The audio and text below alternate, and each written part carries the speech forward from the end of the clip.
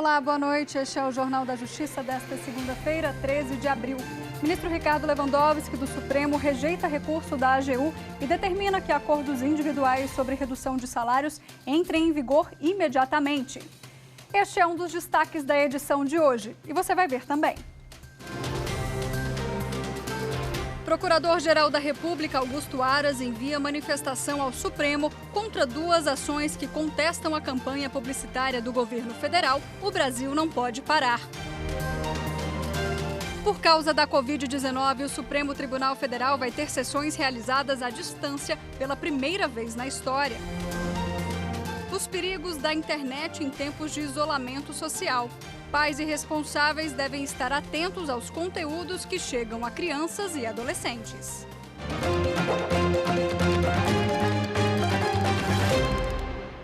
O Procurador-Geral da República, Augusto Aras, enviou manifestação ao Supremo pelo não conhecimento de duas ações que contestam a suposta campanha publicitária do governo federal O Brasil Não Pode Parar. Quem traz os detalhes para a gente é a repórter Viviane Novaes. O Procurador-Geral da República, Augusto Aras, afirmou que a existência da campanha publicitária não foi comprovada e, mesmo que tenha havido, foi retirada de circulação rapidamente. A Presidência da República chegou a fazer uma nota oficial dizendo que um vídeo foi divulgado em caráter experimental, mas a custo zero e sem a aprovação do governo. Outro argumento do Procurador-Geral da República para pedir a rejeição é que as duas ações, chamadas de arguições de descumprimento de preceito fundamental, não são um instrumento processual adequado. As ações foram movidas pelo Partido Rede Sustentabilidade e pela Confederação Nacional dos Trabalhadores Metalúrgicos. O relator é o ministro Luiz Roberto Barroso. O ministro Ricardo Lewandowski, aqui do Supremo Tribunal Federal, negou o recurso da Advocacia Geral da União contra a decisão dele, que vinculou aos sindicatos a autorização para que empregadores e empregados negociem redução de salário e carga horária. A ação encaminhada pela Advocacia Geral da União questionava a presença dos sindicatos nos acordos entre patrões e empregados sobre redução de jornada de trabalho e salário. Ao negar o pedido da AGU, o ministro Ricardo Lewandowski afirmou que os acordos têm validade imediata e que, caso haja algum conflito entre as partes, podem ser utilizados os acordos ou convenções coletivas. Por fim, o ministro ressaltou que a decisão tomada por ele não provoca insegurança jurídica e busca reforçar a validade dos acordos individuais. Por causa do novo coronavírus no Brasil, pela primeira vez na história, o Supremo Tribunal Federal terá sessões realizadas à distância. A novidade vai mudar a rotina de advogados, defensores públicos, servidores, membros do Ministério Público e dos ministros aqui da Corte. A partir de agora, eles podem participar dos julgamentos em plenário e nas turmas do STF por videoconferência. Essa movimentação que você vê na sessão de áudio e vídeo do Supremo Tribunal Federal foi para deixar tudo pronto a tempo. Os setores de tecnologia do tribunal trabalham para montar todo o sistema. Afinal, o dia 14 de abril é uma data histórica para o Supremo Tribunal Federal. É nessa terça-feira que começam as sessões à distância, transmitidas em videoconferência pela internet. Primeira e segunda turmas, além do plenário, terão a novidade. O sistema de transmissão já está pronto e vai ser utilizado pela primeira vez nas sessões da primeira e segunda turmas. Nas duas salas de julgamento, a videoconferência vai ser exibida em 2 telões e em uma televisão. Formato semelhante de transmissão foi montado no plenário, onde 2 televisões e computadores vão ser utilizados nas transmissões em tempo real de tudo o que acontece. Os julgamentos à distância são uma forma de impedir a aglomeração e circulação de pessoas pelo tribunal. O objetivo é garantir o acesso à justiça e o pleno funcionamento do órgão máximo do judiciário durante a pandemia, sintonizados com todas as recomendações das autoridades de saúde. Mesmo sem a presença física das pessoas, a transmissão por videoconferência vai permitir a publicidade e a transparência dos julgamentos previstos na Constituição. A transparência ela vai continuar da mesma forma. O produto que for gerado dessa videoconferência, ele vai ser transmitido pela TV Justiça, das sessões plenárias, e automaticamente a TV Justiça vai colocar isso em disponibilidade no YouTube. As sustentações orais dos advogados, dos defensores públicos e dos representantes do Ministério Público estão mantidas e podem ser feitas por áudio ou vídeo.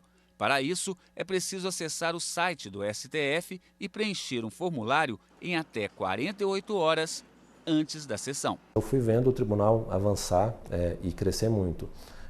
E, assim, ao mesmo tempo, conseguindo manter, né, aquela coisa da liturgia. Então, por exemplo, na sessão de julgamento agora, eu vi que eles fizeram questão de usar a toga.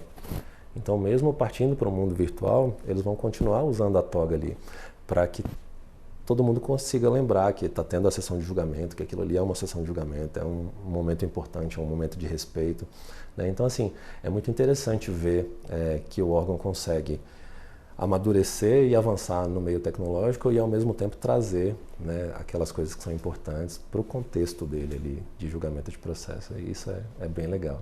A gente acredita que isso vai inspirar muito, que outros órgãos, outras instituições vão perceber que dá para usar esse tipo de tecnologia para viabilizar, né, sessões de julgamento de qualquer tribunal. Né? A gente não está falando de uma tecnologia complexa, de uma tecnologia cara, de difícil acesso. Né? Tudo que foi usado eram pecinhas de um quebra-cabeça que a gente já tinha disponíveis aqui, a gente teve que comprar pouquíssima coisa para poder tornar possível. Então é algo que os outros estados podem aproveitar, sim. E como as sessões de julgamento vão ser feitas aqui no STF, como a gente viu, por meio da videoconferência, a nossa consultora jurídica, Karina Zucolotto, destaca agora para a gente quais são os processos, né, que vão aparecer ao longo dessa sessão. Vamos ver. Olá, boa noite. E o assunto da semana, sem sombra de dúvida, são os julgamentos do Supremo Tribunal Federal que, pela primeira vez e de forma inédita, serão realizados por meio de videoconferência. Amanhã, terça-feira, é dia de julgamentos perante as turmas do Supremo Tribunal Federal. E na pauta da primeira turma, são mais de 100 processos pautados para julgamentos. Dentre eles, vários pedidos de habeas corpus da relatoria do ministro Marco Aurélio, buscando uma redução da pena, da sentença penal condenatória que o paciente foi condenado, ou talvez um pedido de liberdade para que ele possa responder ao processo solto ao invés de preso, excesso de prazo na prisão, sem formação de culpa, enfim, vários são os pedidos feitos nesses habeas corpus, além de diversos processos que constam das listas dos ministros também. E na quarta e na quinta é dia de julgamento pelo plenário do Supremo Tribunal Federal. Na quarta-feira, algumas ações que devem ser analisadas, todas da relatoria do ministro Marco Aurélio, e que os ministros devem estabelecer se ratificam ou não a decisão do ministro proferida nessas ações. Em duas delas, trata-se de referendo em ação direta de inconstitucionalidade em que o ministro Marco Aurélio deferiu parte da medida cautelar apenas para confirmar a competência concorrente dos entes federativos para legislar sobre matéria de defesa da saúde.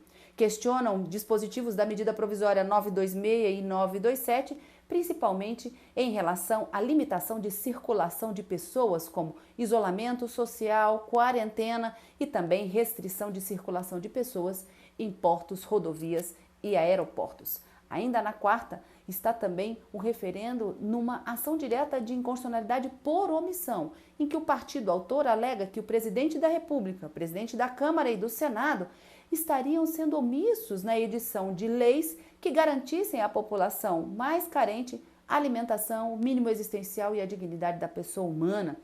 E buscava no Supremo que fosse estabelecido um valor mínimo de uma renda básica emergencial temporária. O ministro Marco Aurélio não conheceu do pedido e esse pode ser um dos temas também apreciados na quarta-feira. E na quinta-feira, 3 são os grandes temas que devem ser analisados. A medida cautelar, a liminar concedida pelo ministro Ricardo Lewandowski, dizendo que os acordos individuais celebrados entre patrões e empregados que se destinem a reduzir a jornada de trabalho ou o salário devem contar com a participação dos sindicatos respectivos, que devem ser notificados no prazo de 10 dias corridos para se manifestarem se querem ou não efetivar e dar início a uma negociação coletiva. O silêncio do sindicato representaria, de uma certa forma, a sua anuência naquele acordo individual. Como é em sede de ação direta de inconstitucionalidade, é necessário que o plenário se manifeste para confirmar essa decisão. 7 ações da relatoria do ministro Marco Aurélio, em que as liminares foram indeferidas, também podem ser assuntos discutidos na quinta-feira, e elas tratam daquela medida provisória que estabeleceu medidas trabalhistas emergenciais e complementares à CLT justamente para esse período de pandemia. Possibilidade de antecipação de férias com pagamento posterior, situações de redução de jornada, inclusive redução salarial, enfim, vários dispositivos questionados que podem ser discutidos na quinta-feira. E além das liminares concedidas pelo ministro Alexandre de Moraes, tanto em relação à Lei de Acesso à Informação, como também na tramitação das medidas provisórias no Congresso Nacional, que de forma excepcional o ministro entende que justificaria as decisões da Câmara e do Senado de afastar a necessidade do parecer da comissão mista exigida pela Constituição em substituição de pareceres de parlamentares da Câmara e do Senado para que as medidas provisórias pudessem ser convertidas. E é isso aí. Esses são os julgamentos que devem acontecer essa semana no Supremo Tribunal Federal. E a presidência do Supremo Tribunal Federal analisou 100% dos agravos em recursos extraordinários na área civil. A marca foi atingida no mês de março deste ano. O resultado se deve a medidas adotadas pelo presidente do STF, ministro Dias Toffoli, para acelerar a análise dos processos sem o prejuízo da prestação jurisdicional. Dessa forma, são filtrados os processos reconhecidamente inadmissíveis, que terão segmento negado, desafogando assim os gabinetes dos ministros do STF. Nos 3 primeiros meses de 2020, mais de 7 mil recursos extraordinários com agravo foram registrados pela presidência do STF, sendo que 343 deles foram enviados para os gabinetes dos ministros após análise. Os agravos regimentais representam 33% dos 29 mil processos que formavam o acervo da Suprema Corte em 31 de março deste ano. E essa classe processual soma mais da metade de todos os processos recebidos atualmente pelo Supremo, com 56,7%. O presidente do STF, ministro Dias Toffoli, também tem estimulado as instâncias inferiores a aplicar os temas de repercussão geral na origem, sem a necessidade de os recursos extraordinários chegarem ao Supremo. Assim, em 2019, já houve uma redução de 18% no recebimento de agravos em recursos extraordinários na Corte. E daqui a pouco, os cuidados que pais e responsáveis devem ter com o aumento do uso da internet por menores em função do isolamento social. Já, já. Eu acho que é tratar o próximo da melhor forma possível. Não pensando apenas em si, mas sim pensando também no outro.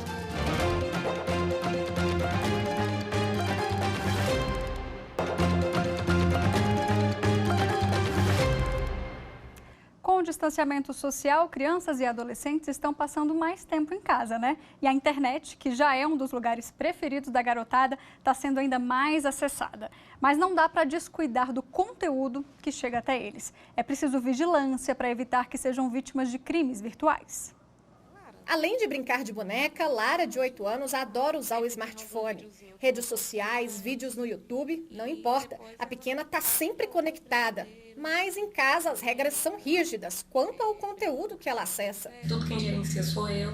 Nenhum dos vídeos que possui lá na plataforma dela é ela que coloca sem nenhum controle, tudo eu que estou ali gerenciando. Lara não está sozinha nessa. Segundo o levantamento do Comitê Gestor da Internet no Brasil, 8 em cada 10 crianças e adolescentes estão online. 24 milhões de usuários brasileiros têm entre 9 e 17 anos. Quanto mais acesso à internet, mais exposição também à violência. A mesma pesquisa aponta que 26% dos jovens disseram ter sido vítimas de cyberbullying. 16% acessaram imagens ou vídeos de conteúdo sexual e 11% tiveram experiências com o uso de drogas. Impor limite é importante, mas para esta pedagoga dar o exemplo aos filhos, na maioria das vezes, é ainda mais eficaz. As crianças, elas aprendem pelo exemplo. Então, em casa, procure não ficar demasiadamente tempo na internet, nas mensagens. E assim você passa uma mensagem positiva para as crianças e também, claro, para os adolescentes. Para evitar que a filha seja mais uma nas estatísticas, Elane estabeleceu outra regra: nunca ter segredos. Com o aumento desses acessos, aumenta também os cuidados têm que ser redobrados, tudo que a Lara acessa é controlado, a gente fica olhando o histórico de navegação, nenhum tempo ela está sozinha escolhendo o que ela vai ver, ela está, mãe, posso ver isso, posso ver aquilo, a gente está sempre controlando. E como proteger os filhos desses conteúdos encontrados na internet? Como evitar que a criança ou o adolescente seja assediado? A resposta, segundo especialistas, pode estar dentro de casa. Dá trabalho educar e proteger, mas é o único caminho. Para saber mais sobre esse assunto, vamos ouvir agora o advogado especialista em direito digital, Franquiné de Santa Cruz. Quando muitas vezes um pai ele dá de presente para uma criança um smartphone, ele fala 3 coisas: cuidado para não perder, cuidado para não deixar cair e quebrar e não vai usar muito.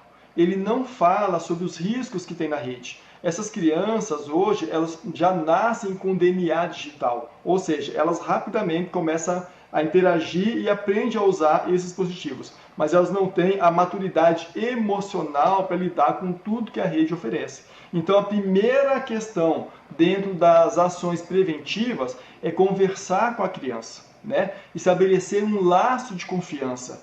Informar para ela quais são os cuidados. Se acontecer isso, fala com o papai, não acessa o tipo de conteúdo. E orientar essas crianças a não falar sobre as suas rotinas familiares, aonde estuda, se fica sozinho, com quantas pessoas moram na casa, se faz aula de inglês externos, né? E explorar junto com essa criança as plataformas. Se ela quer ter Instagram, Facebook, é obrigação do pai e da mãe ter uma conta no Facebook. Então, isso é a dimensão preventiva. O Supremo Tribunal Federal deve decidir se discos de vinil importados, mas com conteúdo de artistas brasileiros, devem ter imunidade tributária prevista na Constituição Federal. O caso teve repercussão geral reconhecida. Os ministros do STF vão analisar um recurso extraordinário contra a decisão do Tribunal de Justiça de São Paulo, que determinou a cobrança de impostos sobre discos de vinil importados da Argentina. Segundo o tribunal, a isenção de tributos tem como objetivo compensar as perdas que o mercado audiovisual brasileiro teve com a internet e principalmente por causa da pirataria. Para o Tribunal de Justiça, a PEC da música, que é uma emenda constitucional de 2013, não se aplica a esse caso. A autora da ação alega que a imunidade tributária se aplica a qualquer conteúdo de artista brasileiro, mesmo que em material importado. Agora, os ministros do Supremo Tribunal Federal devem decidir se cabe ou não a imunidade tributária. O relator do recurso é o presidente do STF, ministro Dias Toffoli. Segundo ele, o direcionamento do STF vai influenciar no acesso da população à música brasileira e, por isso, o caso teve repercussão geral reconhecida. O Ministério Público Federal denunciou o ex-prefeito do município de Mazagão, no Amapá, Dilson Borges, por ter autorizado o pagamento de R$300 mil a uma construtora sem que a empresa sequer tivesse executado os serviços contratados. Em 2016, o Ministério da Defesa tinha repassado em 3 parcelas o dinheiro para a construção de uma quadra poliesportiva e um campo de areia no município de Mazagão. O problema é que até hoje a obra não está pronta. E não é só isso. Com a ajuda de 2 engenheiros, um dos sócios da empresa contratada entregou documentos falsos para comprovar o andamento da construção. Durante as investigações, o Ministério Público Federal recebeu um laudo do Ministério da Defesa que mostra que apenas 30% da obra foi concluída e que ela não serve para ser usada pela população. Com isso, o MPF pede que o valor gasto seja devolvido e que tanto o ex-prefeito quanto os representantes da empresa sejam condenados a pagarem multa e a responder por crimes como falsidade ideológica. O Ministério da Justiça e Segurança Pública começou a entregar equipamentos de proteção individual a policiais que trabalham no combate à Covid-19. Os equipamentos vão beneficiar mais de 3 mil policiais da Força Nacional e do Programa Nacional de Segurança nas Fronteiras e Divisas. O investimento do Ministério da Justiça e Segurança Pública é de R$2,5 milhões. Com esse dinheiro, vão ser comprados 3 mil óculos, 20 mil luvas, álcool em gel e mais de 530 mil máscaras. O Ministério da Justiça e Segurança Pública também quer comprar e distribuir os equipamentos para os 26 estados e para o Distrito Federal. A seguir, os últimos números da pandemia do coronavírus no Brasil. E agora, no intervalo do jornal, você vai ver mais um episódio da série Aqui Tem Justiça. é o programa Entrega Legal de Mato Grosso. De um lado, quem quer adotar, de outro, quem não tem condição de criar. Não sai daí. Justiça é igualdade, né? De igualdade de direitos iguais a todos.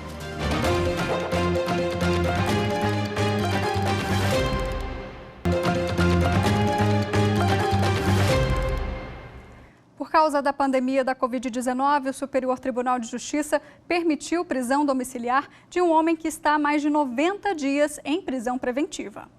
O jornalista está preso desde maio de 2018 pela Operação Pecúlio, acusado de vários crimes de corrupção.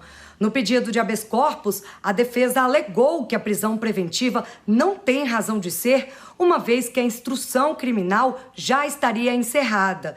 E também sustentou que o acusado deveria ir para a prisão domiciliar por estar exposto ao risco de infecção pelo novo coronavírus por causa da idade dele e o atual estado de saúde. Para o relator no STJ, ministro Sebastião Reis Júnior, não cabe examinar o pedido no que diz respeito à fundamentação da prisão preventiva. Porém, baseado em recomendação do Conselho Nacional de Justiça, que orienta reavaliar as prisões preventivas que tenham excedido o prazo de 90 dias para conter a pandemia, o ministro concedeu a prisão domiciliar. O mérito do pedido ainda será analisado pela sexta turma do STJ. O Ministério da Saúde divulgou mais um balanço sobre o novo coronavírus no Brasil. Até o momento, são 1.328 mortes por causa da Covid-19 e 23.430 casos confirmados. A nossa taxa de letalidade da doença já está em 5,7%. E a gente também atualiza agora o número de processos relacionados a esse assunto que já chegaram aqui no Supremo Tribunal Federal. Vamos ver se a gente tem a tela aqui. Olha lá, já são 938 processos, mais de 700 têm relação direta com pedidos de habeas corpus e já temos 637 decisões. Para ter acesso a esses dados aí é fácil, é só acessar o site do Supremo, stf.jus.br, clicar no banner que tem escrito lá Covid-19, que fica do lado direito da página. A Polícia Federal prendeu hoje Gilberto Aparecido dos Santos, conhecido como Fuminho, em Moçambique, na África. Ele é considerado um dos criminosos mais procurados do Brasil. Veja essa e outras notícias com a repórter Fernanda Porto. Gilberto Aparecido dos Santos estava foragido há 21 anos. Segundo o Ministério Público Federal, Fuminho, como é conhecido, estava comandando o maior esquema de tráfico de cocaína para uma facção no Brasil e também para outros países. As investigações apontam ainda que Fuminho era o braço direito de Marcos Camacho, conhecido como Marcola, principal chefe do PCC, o primeiro comando da capital. Fuminho tinha fugido da prisão em 1998 e se abrigou no Paraguai e na Bolívia. Agora estava em Moçambique, na África. A prisão só foi possível pela colaboração internacional entre justiça e agências policiais de inteligência. Já no Distrito Federal, o Ministério Público do Trabalho encaminhou uma recomendação à Companhia do Metrô, cobrando medidas para garantir a saúde de servidores e também trabalhadores terceirizados que prestam serviços nas estações. A principal preocupação é com o novo coronavírus. A empresa deve se pronunciar nos próximos dias. E hoje, os cartórios de todo o país retomam as atividades em regime de plantão. A recomendação do Conselho Nacional de Justiça é que apenas serviços considerados urgentes sejam feitos de forma presencial para evitar aglomerações. A emissão de documentos como certidão de nascimento, casamento, morte e escrituras públicas podem continuar sendo emitidos pela internet. E este foi o Jornal da Justiça desta segunda-feira. Não se esqueça, mande seu recado, sugestão de reportagem para o nosso WhatsApp. Anote aí o número, é 61 992606116. Daqui uns minutinhos eu volto ao vivo com o especial Coronavírus, que aborda a difícil missão de lidar com as crianças durante o isolamento. Te espero. Boa noite.